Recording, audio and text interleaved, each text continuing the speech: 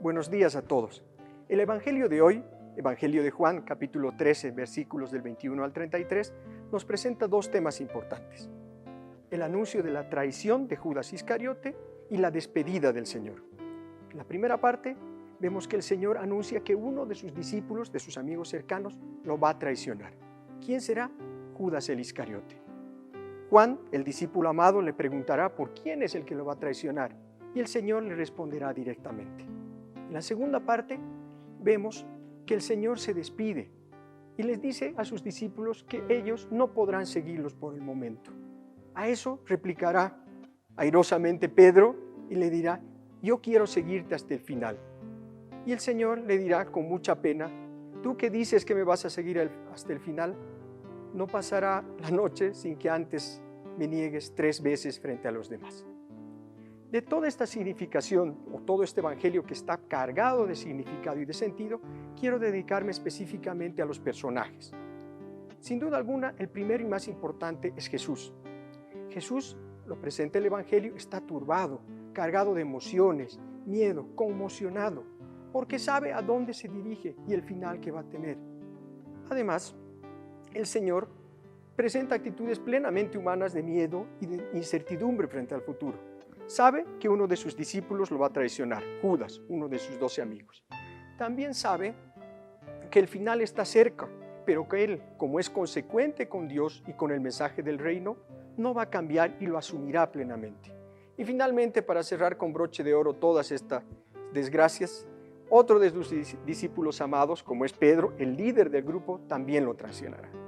El segundo personaje que nos presenta el evangelio es Juan, el discípulo amado. Juan no dice mucho, pero es tan cercano al Señor. Veamos el ejemplo que puede pegarse al Señor y preguntarle directamente y recibe una respuesta.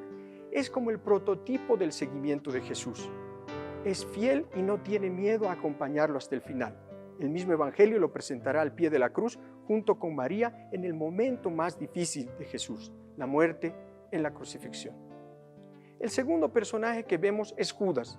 Sin duda, Judas nos trae muchas emociones y sentimientos. Es él quien traiciona al Señor, entregándolo. Y no solo lo traiciona en el sentido de venderlo por 30 monedas y entregarlo, sino que también renuncia a toda la enseñanza que le da el Señor. Hace un corte con él.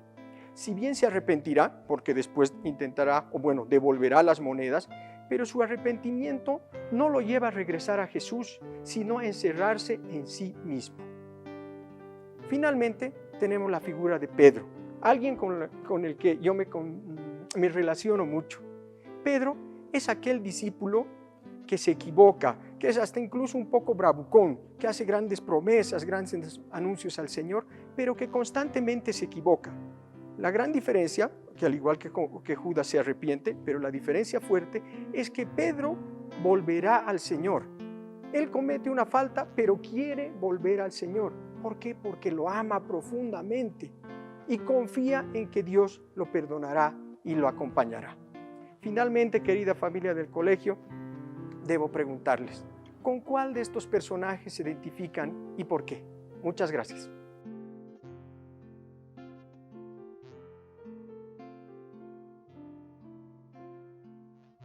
Queridas familias bartolinas, hoy martes santo queremos hacerle una invitación muy especial.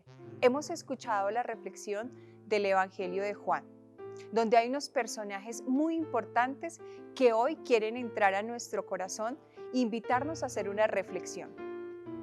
Estos personajes son Jesús, Juan el discípulo amado, Pedro y Judas Iscariote.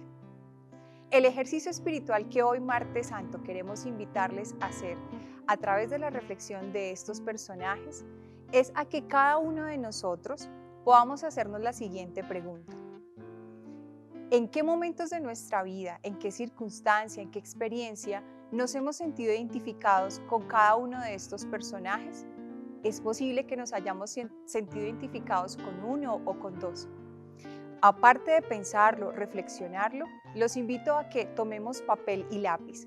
Vamos a escribir la respuesta a esta pregunta que nos estamos formulando. Después de escribirla, vamos a buscar un espacio en la familia, del día, ojalá en la noche, cuando todos nos encontremos, y vamos a compartir lo que hemos respondido.